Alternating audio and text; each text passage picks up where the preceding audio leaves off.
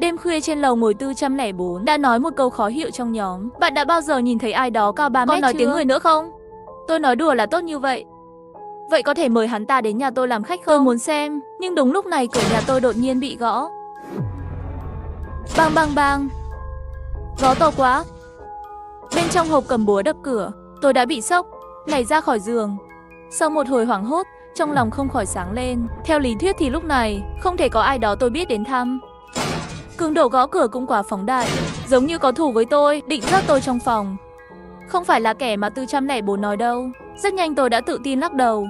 Làm sao có thể có chuyện nghịch thiên như vậy? Sau đó tôi nghĩ đến những gì nhóm chủ sở hữu gần đây nói. Có chuyện trộm cắp, tên trộm này sẽ bước lên chỗ trước, đặc biệt tìm những cô gái nhỏ độc thân sống một mình.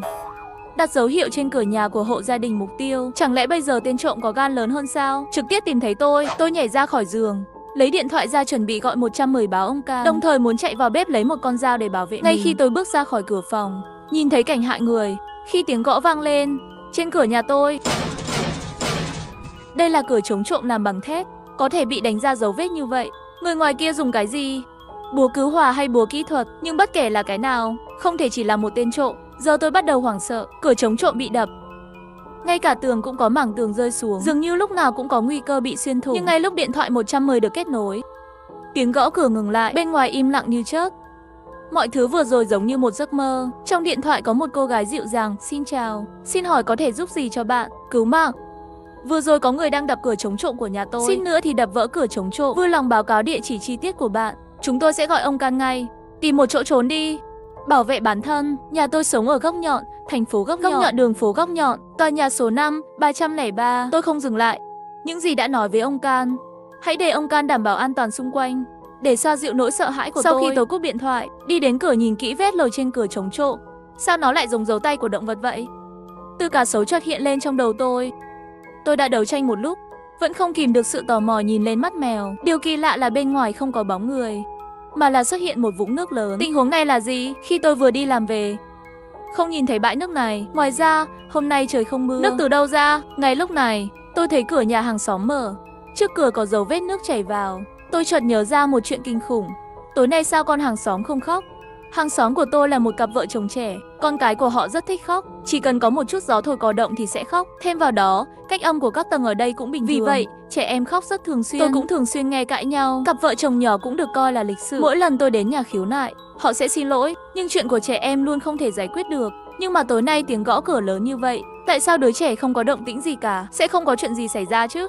Nghĩ đến tiếng gõ cửa đột nhiên biến mất, trái tim tôi không khỏi mắc ở cổ họng. Hàng xóm chắc chắn ở nhà, bởi vì khi tôi quay lại, thấy đèn nhà họ sáng. Tôi hơi bối rối, lập tức mở WeChat của hàng xóm, gửi tin nhắn nhanh. Bạn có nghe thấy ai gõ cửa nhà tôi không?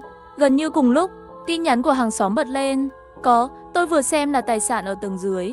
Hắn đến gọi người xuống giúp chặn nước.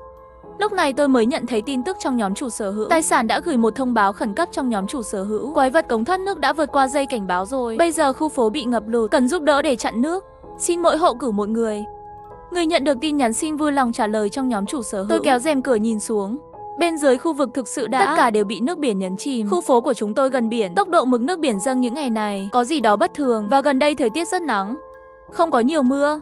Nước biển không hiểu sao lại dâng lên. Tình huống này nó hơi giống cánh đồng quạ trong sách giáo khoa, tinh vệ lấp biển. Chỉ là không biết cái quái gì đang lấp đầy đại dương vậy. Nhưng tôi thường đi làm và tan làm là đủ mệt rồi, cũng vẫn chưa để ý đến.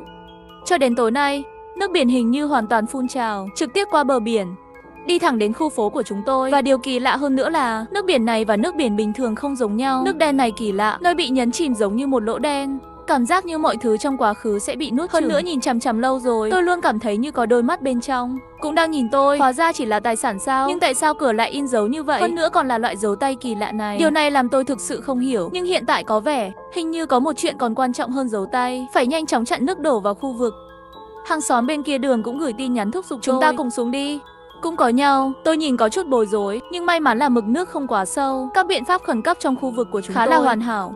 Miễn là có thể di chuyển bao cát kịp thời để chặn nước, chắc là có thể chịu được cứu hộ. Đại ca của 202 là người đầu tiên trong nhóm ra ngoài. Được rồi, nhận được rồi, tôi sẽ xuống ngay. Hàng xóm cũng di chuyển đi. Sự an toàn của mỗi người đều có liên quan. Tiếp theo là 301. Tôi cũng ở nhà, có thể giúp. Giờ phải nhanh lên. Nếu không đợi đến khi nước biển thật sự dâng lên cao, vậy thì không thể ngăn cản được. 501 nói, nhận được, tích cực hơn nhiều so với tưởng tượng. Chất lượng của hàng xóm rất cao. Trong thời điểm cần sự đoàn kết này, chơi trò thông minh sẽ chỉ hại chính mình. Ban đầu tôi cũng định trả lời tin nhắn trong nhóm. Tôi ở đây. 404 đột nhiên gửi tin nhắn riêng cho tôi. Đừng bao giờ trả lời tin nhắn trong nhóm. Đừng dễ dàng rời khỏi nhà. Cá sấu ở trong tòa nhà. Hắn đang rớt người. Cá sấu rớt người. Bị những lời này giật mình. Hai chữ mà ban đầu định gửi đi. Rút lại. Tin nhắn gửi đến đột ngột, trùng hợp với những gì vừa xảy ra với tôi. Đột nhiên toàn thân tôi toát mồ hôi lạnh. Lát nữa tôi mới bình tĩnh lại. Cái này 404 là người có cảm giác hiện diện cao nhất trong cộng đồng của chúng tôi. Hắn là một tên điên. Ngày đầu tiên tôi đến đây, hắn biến tôi thành ông can. Sau đó liên tục nói vợ hắn bị cái gì đó bắt đi rồi, muốn tôi đi tìm với anh ta. May mà tôi gọi bảo vệ kịp thời mới thoát khỏi hắn. Nhưng nghe bảo vệ nói, hắn hình như cũng là một người đáng thương. Trước 404 là giám đốc điều hành của một công ty sinh học, lương cao, vợ nuôi cặp song sinh, gia đình rất hòa thuận. Nhưng sau đó, vợ 404 cùng con, khi nghịch nước trên bãi biển gần đó, rơi xuống nước. Cho đến hôm nay đã qua nửa tháng rồi, thi thể của 3 người vẫn chưa được tìm thấy. Kể từ đó, anh ta dường như bị điên, thường xuyên kéo người trong khu phố đi tìm vợ anh ta, còn nói trong biển có quái vật muốn bò lên. Cho đến cuối cùng, hắn bắt đầu nghĩ rằng cư dân và quái vật là một nhóm. Chúng ta đã rớt vợ và con của hắn. Hắn hoàn toàn điên rồi. Lúc đầu ai cũng có thể thông cảm cho anh ta, nhưng sau một thời gian, mọi người cũng có chút anh ta làm gì đó quá khích. Tôi cũng không thể tránh được anh ta. Không ngờ bây giờ anh ấy lại tìm thấy tôi một mình, còn nói những lời không đầu không đuôi này nữa. Tôi có thể tin lời của tên điên này không? Đang trong lúc tôi do dự, câu nói tiếp theo của anh ta làm tôi rùng mình. Vừa rồi cửa nhà bạn có bị gõ không? Đó là cá sấu. 304 đối diện nhà bạn đã mở cửa cho anh ta. Cả gia đình đã bị ăn hết rồi. Làm sao có thể? Vừa rồi rõ ràng là trên WeChat. 304 vẫn đang thúc giục tôi nhanh chóng ra ngoài. Làm sao có thể đã bị ăn rồi? Không phải người gửi WeChat là 304 sao? Tôi cũng không dám ra ngoài ngay. Cho dù 404 thường xuyên nói chuyện khùng điên, nhưng nó liên quan đến sự an toàn của tôi chắc chắn phải cẩn thận. Hôm nay, cách tốt nhất là kiểm tra danh tính của 304. Tôi mở hộp thoại WeChat với 304. Đúng rồi, trước đây, chiếc áo mưa trong suốt để lại ở nhà bạn. Nhân tiện trả cho tôi đi, 304 sẽ sớm lộ diện. Ok, tôi tê hết rồi. Tôi và hắn luôn bất hòa vì quan hệ của con nít.